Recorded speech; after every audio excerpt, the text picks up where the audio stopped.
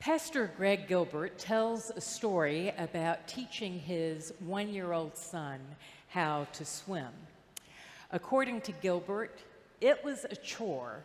My son didn't like getting water in his face in the bathtub, so looking out at what appeared to him to be the massive ocean of a pool struck terror into his heart. At first, teaching him to swim simply meant getting him to splash around a little bit on the top step, and then when he was feeling really brave, to blow bubbles in the water. Gilbert says, I eventually convinced him to walk around with me in the shallow end, with him having a death grip around my neck the entire time. Once we mastered that, I decided it was time for the big show, to jump off of the side into the pool. Fulfilling my God-given duty as a daddy, he says, I lifted him out of the pool, stood him on the side, and said, come on, jump. I think at that moment, Gilbert writes, my son wrote me off as a crazy man. The look on his face in about 2 seconds went from confusion to dawning understanding to amused rejection to outright contempt. He frowned and said, no, I go see mommy. Again, acting faithfully on his solemn responsibility as a father, Gilbert says, I refused to surrender. I chased him down, and with various bribes, I got him back to the side of the pool. And so came the moment of truth. Gilbert jumped into the water and stood again with his arms outstretched, saying, jump. And he said his son did that sort of jumping up and down like he's thinking about it, like a one-year-old might, but it's not really sure. And Dad saying, trust me, I'll catch you, I promise. And the son's going up and down, and then finally, really more of a flop than a jump, he went into the pool, and Gilbert caught him. He said after that, they were off to the races. He knew that he could trust his dad, and so he started saying, do it again, Daddy, do it again, do it again. And it commenced a half an hour of jump, catch, lift, reset. Jump, catch, lift, reset. His son had so much fun jumping into the water that Gilbert and his wife began to worry that he'd gotten a little too comfortable.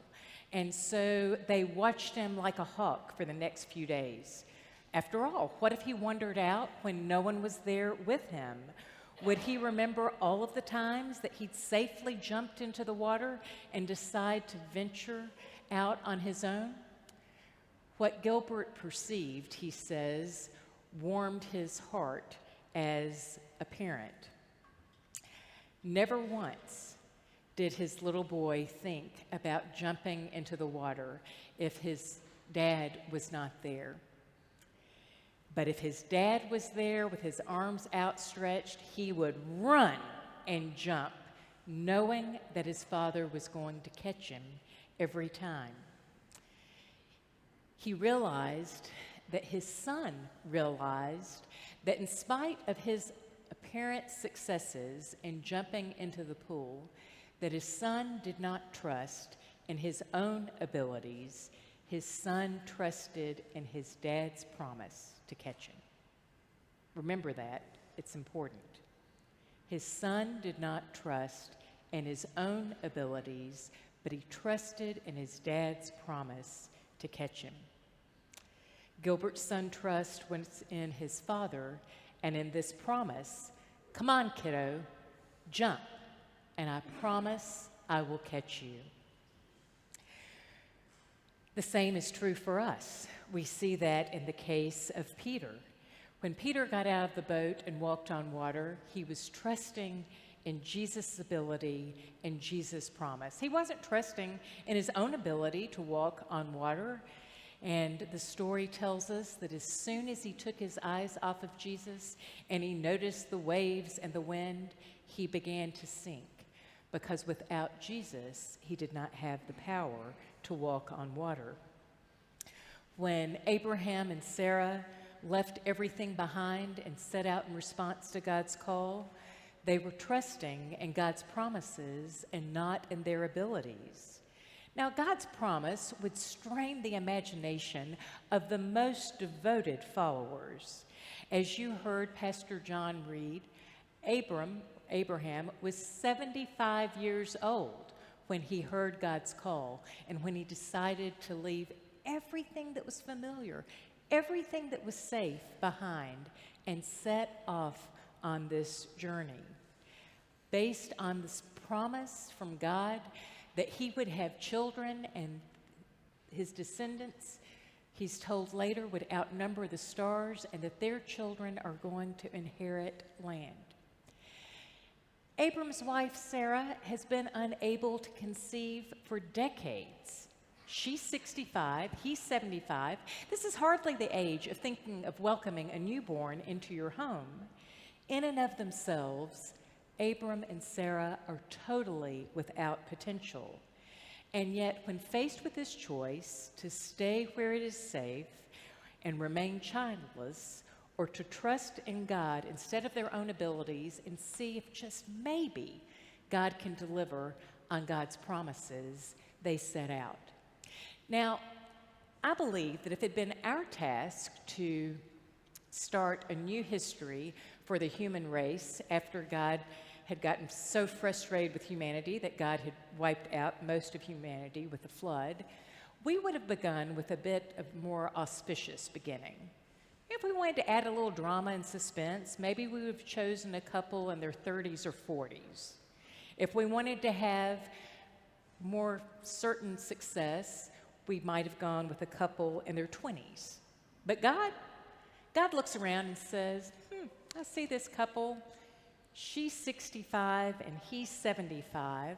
I think I'll choose this couple. And just so that everybody will know that this is something that I did and not something that they did, I'm going to wait 25 years to fulfill this promise. When she's 90 and he's 100, that's when they get to welcome a child into their home. It's mind-boggling, really, friends. On the surface, the idea of walking on water, of senior citizens having a child without the benefit of modern science and IVF seems simply impossible. One might even say it's inconceivable. If there are any Princess Bride fans out there, you may remember how the villain Vizzini says, inconceivable, every time the hero in that movie does something that is unexpected, until finally another character, Inigo Montoya, gets frustrated and looks at him and says, you keep using that word. I do not think it means what you think it means. That Peter would walk on water or that Sarah would bear a child, well, that's as crazy as inconceivable as saying that God's going to raise Jesus Christ from the dead. And yet, for centuries, people have not only claimed that these promises of God's activity are true, they've added their own personal testimonies of a God who does more than we would dare dream or imagine, of a God who refuses to allow death, despair, injustice, inequality, and marginalization to have the last word, of a God who refuses to write off humanity ever again, of a God who says, I'm going to work through you as imperfect as you are to convince the world of my reality. Inconceivable? Well, God knows what that word means, and God simply refuses to be bound by it. Time and time again, Scripture and our own witness says that God makes a way when no way seems possible. We're so familiar with Abram's and Sarah's story that we forget sometimes how radical their story is. This is not just an elderly couple setting out on a journey, as improbable as it is. This story is the beginning of a new religion, of monotheism in the Middle East.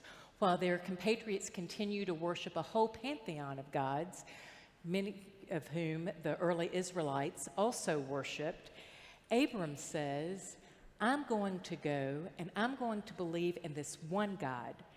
Not only am I going to believe in this one God, I'm going to stake my existence in the here and now and my future on this God's ability to deliver on God's promises. I'm going to trust this God who has called me. This story is remarkable because it's a story about a relationship between God and Abraham, a story that is built on mutual trust. Abraham trusts God, and God trusts Abraham. In the words of the late Stephen Covey, trust is the glue of life. It's the most essential ingredient in effective communication. It's the foundational principle that holds all relationships. It's this foundation of trust that allows Abraham's and Sarah's story to unfold, with starts and stops along the way, with missteps and control issues, as we will see later, with doubts and with questions, until God unquestionably keeps God's promises. Abram's story shows us that biblical faith is more than holding certain beliefs, more than affirming theological convictions, although we are going to do that later in the service. As the story unfolds, we see that Abraham is filled with tension and with doubts. What Abraham comes to understand is that faith is not necessarily passively agreeing to an idea, nor is it necessary to stifle doubts that we may have. Abraham learns that faith is learning to trust God through tensions and in spite of doubts. In other words, faith is trust. Because of Abram's trust, verse 4 reads, "So Abram went as the Lord told him, and Lot went with him." Verse 9 also says, "And Abram journeyed on by stages." Now, I never read that verse without smiling. What a dry sense of humor the author has. Indeed, Abraham journeyed on by stages, as you will see if you read the next several chapters in this saga. Journeying with God is rarely as simple as getting in a vehicle after service or after back to Madison Street and driving to our next destination, or as easy as boarding a plane and getting off and being somewhere else. Journeying with God for Abram and Sarah was not a simple matter of pointing the camels in one direction and 9 months later stopping at a midwife's tent. No, when we journey with God, God sets the timetable, and we journey by stages. Journeying with God does not always spare us from detours or doubts. To the contrary, it's the detours and doubts that teach us to trust God in the waiting, to understand that this God that we are following consistently makes a way where it seems that there is no way, but in God's timing and not ours. And so the good news and the invitation today are one and the same. It is to trust this God who defies the odds, who makes a way where there is no way, who is determined to use us to bless others, and who wants to work through us, who invites us, depending upon where we are, to take the first step in a journey of faith or to embark on the next stage of our journey of faith. The good news is that the same God who called Abram and Sarah calls us. Now, if you were thinking the sermon was over, it's not. So take a deep breath and stay with me. I've got 3 points that I'm going to unpack, but I want you to hold on to this idea that God calls us. Well, what does God's call look like? God calls us out of our comfort zones. God calls us to convince the world of God's reality, and God calls us and waits for us to respond. God never forces us out of the boat or to take the first step. So first, God calls us out of our comfort zone. Yesterday, former pastor of congregational care, Valerie James, and I had a graveside service. And I told her as soon as I told you that I got to see her, many of you would be jealous. So she said, tell everybody I said hello and give them a hug for me. So just imagine that Pastor Valerie just hugged you if you knew her. If you're new, I'm sorry you missed that experience. Valerie's doing really well. She's enjoying retirement. And when I told her what I was preaching on, she said, I've got a story you can share. And I said, great. She said one of the things that she decided to do in retirement, other than spending more time with her grandchildren, was to go to the Senior Citizen Center in Dixon. But she found she was a little apprehensive when it was time to go.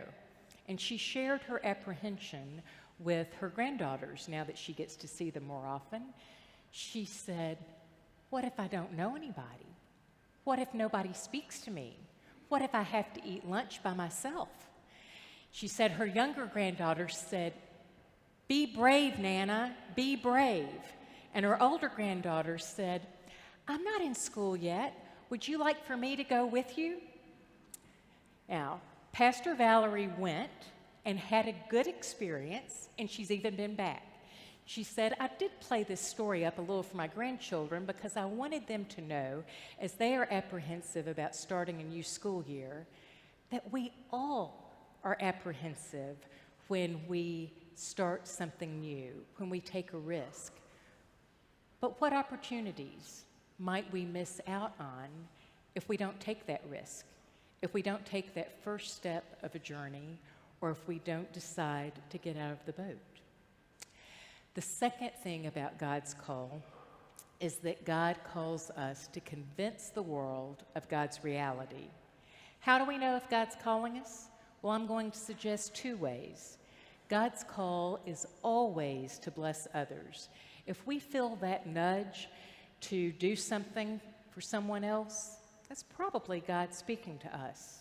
Whether it's checking on a neighbor or a coworker, asking, how are you really? Maybe a family member.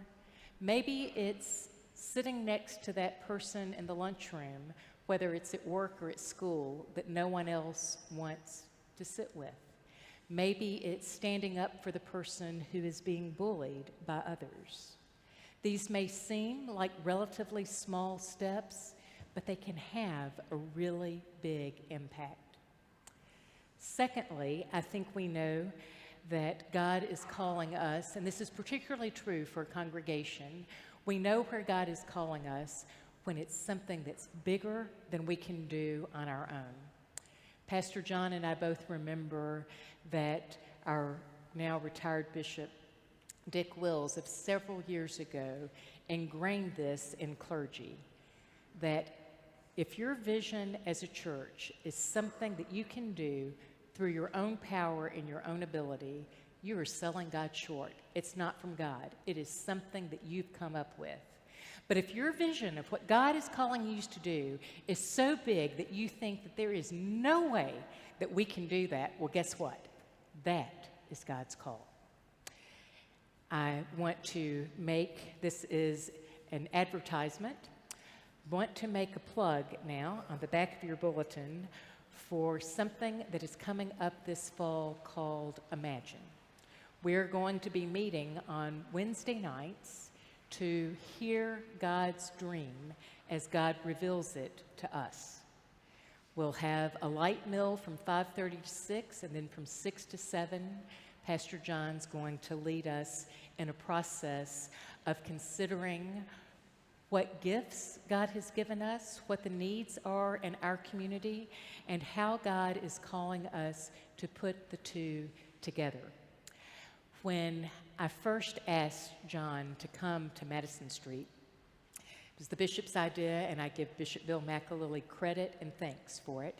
But when I first asked him, to come because I said, you'll bring a little comfort in this time of instability and staff upheaval.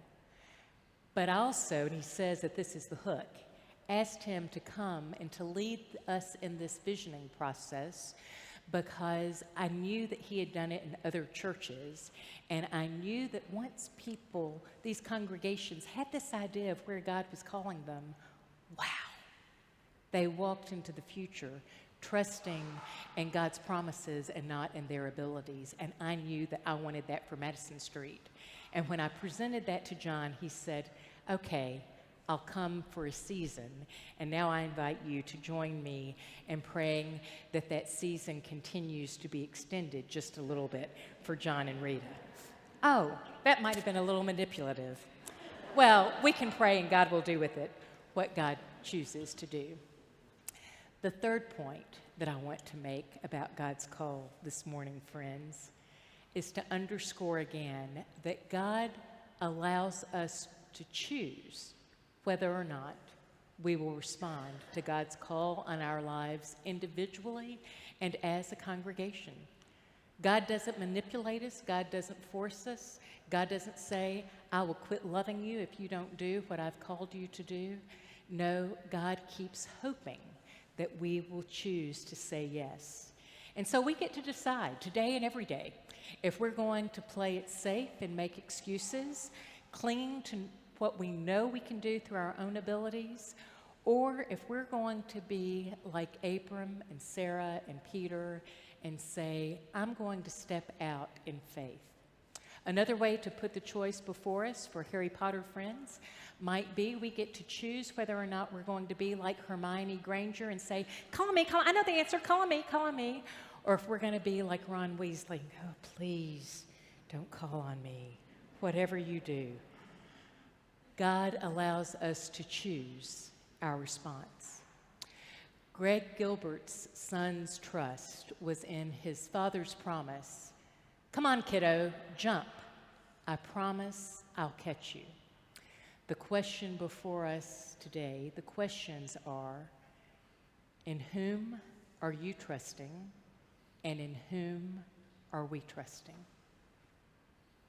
Amen.